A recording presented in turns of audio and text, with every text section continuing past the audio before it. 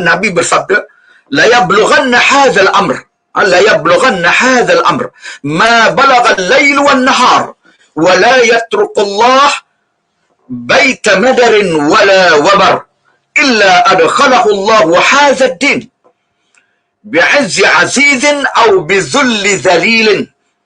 Izzan yu'izzu Allah bihi al-islam wa zullan tuzillu Allah bihi al-kufr. Rawahu Imam Ahmad wa Tabarani. Dan hadis ini disahihkan oleh Ibn Hibban dan juga Al-Hakim ala syart Asy-Syaikhain. Baik, apa yang dimaksudkan daripada hadis ini? Kata Nabi SAW, la yablughanna hadzal amr.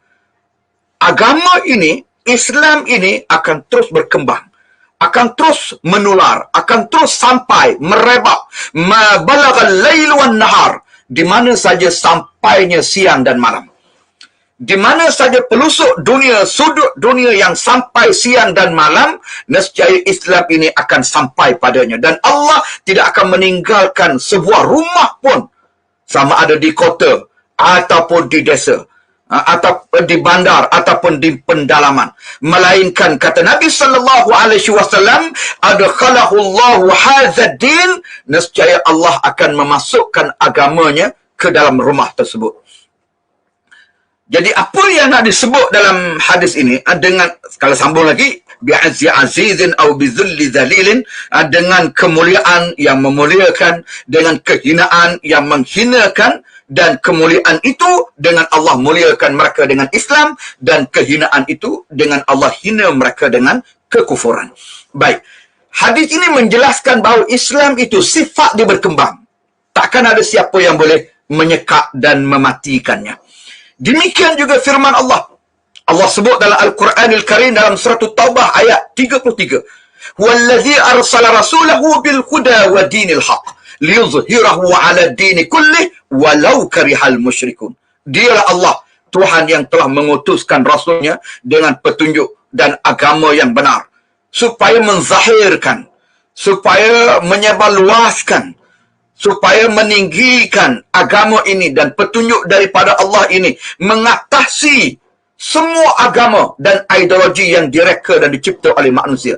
Walau karihal musyrikun, walaupun penzahiran Islam, penularan Islam, penyebaran Islam itu, usaha perjuangan untuk meninggikan Islam itu dibenci oleh golongan musyrikin, Islam tetap berkembang di sepanjang zaman. Sahabat-sahabat yang saya kasih sekalian, darurat COVID-19 ini bukanlah merupakan penentangan kepada Islam dan dakwah. Kalau cabaran yang saya tubut tadi, di sepanjang sejarah ada cabaran berbentuk penentangan yang dilakukan oleh kufar. Umpamanya sejak zaman Quraisy lagi, sekat Nabi nak berdakwah, halang, tangkap pendakwah, bunuh pendakwah.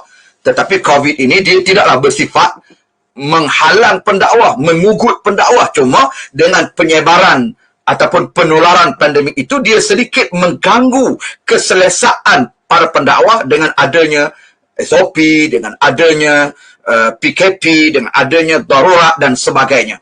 Tapi walau bagaimanapun, Islam tetap boleh berkembang dengan aturan-aturan baru yang kita sebut sebagai norma baru, yang boleh kita langsungkan dengan metod dan kaedah new norm ini ataupun norma baru ini. Jadi sebetulnya dia bukan menjadi ancaman kepada Islam. Bahkan boleh saya sifatkan pada pagi ini, dia boleh memberi peluang yang baru. Bahkan peluang yang lebih besar, yang lebih strategik kepada gerakan dakwah ini. Kerana setiap kali pengalaman dakwah itu berjalan di atas muka bumi sejak daripada dulu sampai sekarang, dia senantiasa membuka peluang-peluang baru, menemui kaedah-kaedah baru, menemui metod-metod baru yang menjadikan dakwah itu makin segar dan makin sesuai, makin relevan dengan suasana yang dihadapinya. Dia tak kekal dengan cara lama. Bukan bermakna cara lama itu tidak betul, tetapi dia diperbarui, dan pembaharuan metod dakwah itu kadang-kadang disumbang oleh cabaran dan halangan yang dihadapi. Dengan adanya cabaran itulah akhirnya da'i-da'i dia bekerja, berfikir, merancang, mengatur strategi untuk memperbaharui urusan dakwah. Dan saya kira norma baharu ini juga akan menjadi peluang yang besar kepada gerakan dakwah contemporary yang ada pada hari ini untuk menjadikan dakwah lebih bernilai dan lebih berkesan, berkualiti tinggi pada hari ini.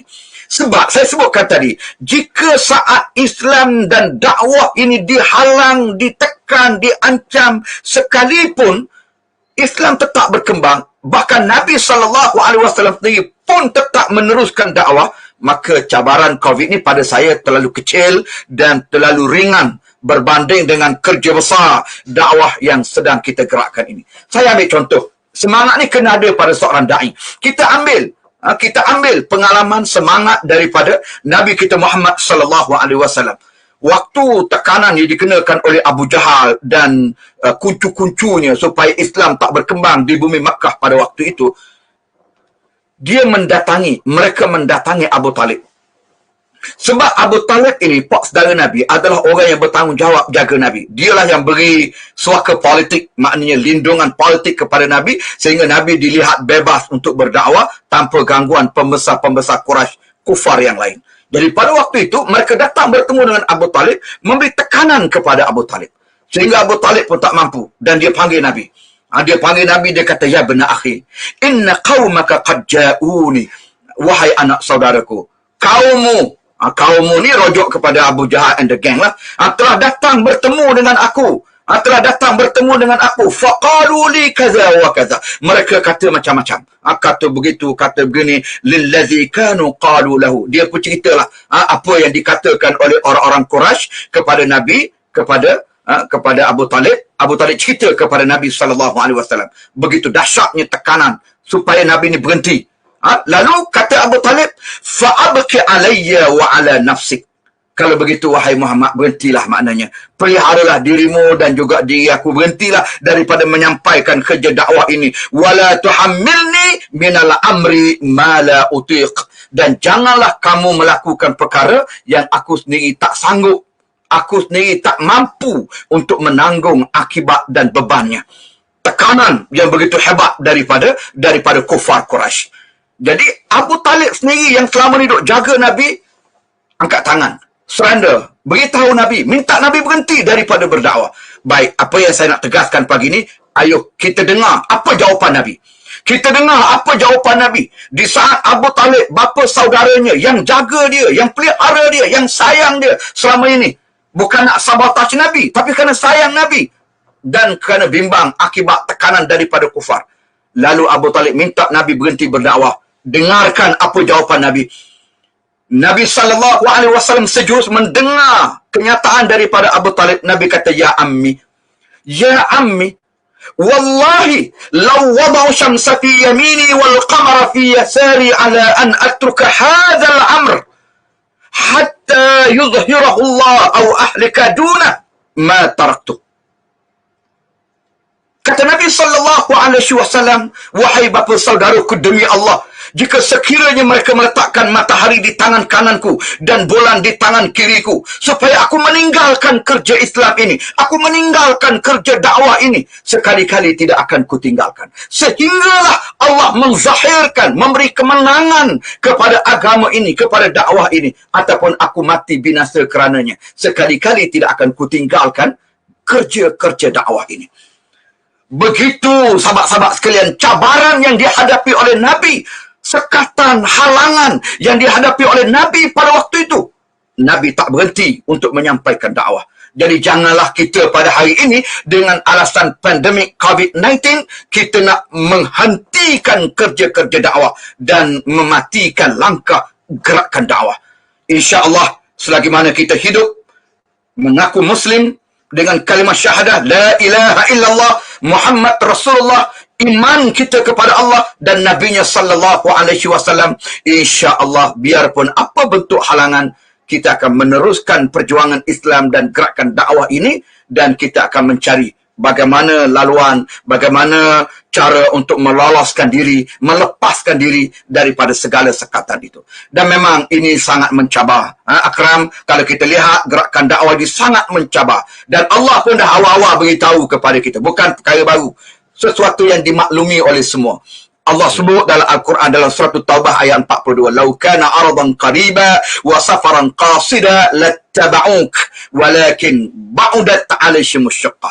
Jika sekiranya perjuangan Islam ini, dakwah ini, perjalanannya dekat, mudah capai. Hari ini kita berjuang, hari ini kita berdakwah, besok ramai orang insaf, ramai orang terima Islam, berbondong-bondong orang menerima Islam.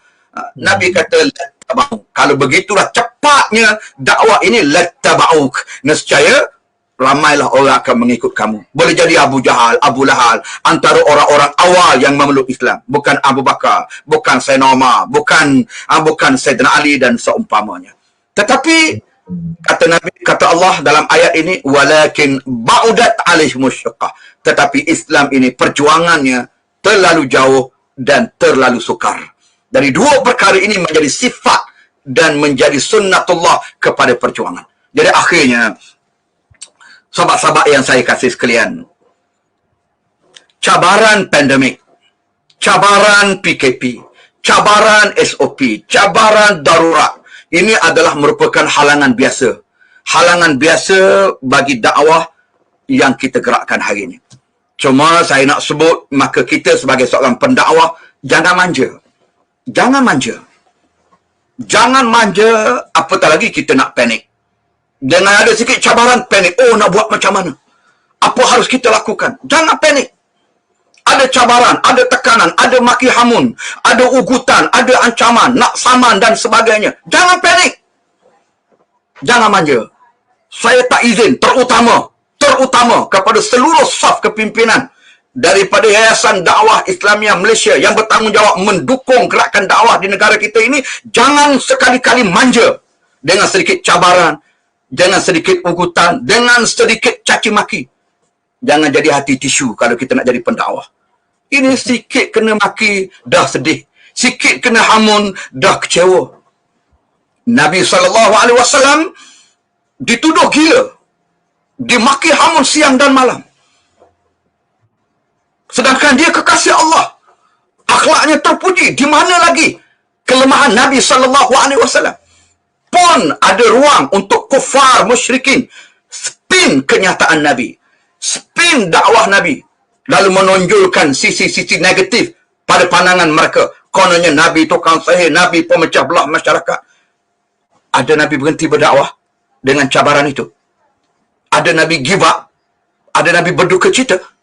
Ada Nabi bercita-cita nak memberhentikan kerja dakwah dengan segala tekanan itu? Tidak. Maka oleh kerana itu, rakan-rakan daripada Yayasan Dakwah Islamiyah Malaysia khasnya, rakan-rakan daripada NGO Islam, NGO dakwah yang menjadi rakan strategik kepada Yadim, dan seluruh peserta-peserta webinar yang saya percaya ini adalah pencinta dakwah. Jangan manja dan jangan panik. Sebaliknya kita kena kreatif, mencari jalan baru untuk dakwah. Kita kena ada inovasi yang tinggi untuk memanfaatkan norma baharu ini dan jadikan dia cabaran sebagai peluang yang besar kepada dakwah. Jadi dai kena berfikir, jangan orang panggil melangut ataupun jangan menganggur. Ini saya bimbang ni Akram, berlakunya pengangguran otak.